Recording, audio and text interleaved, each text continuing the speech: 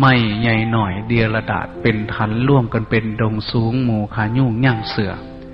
มีทั้งเครือเขาเกี่ยวเลี้ยวลงทางลมผัดยังมีภูมิหน่อยทางเผื่อนจอจีใหม่มูหนีแม่นสิห่างไกลกัน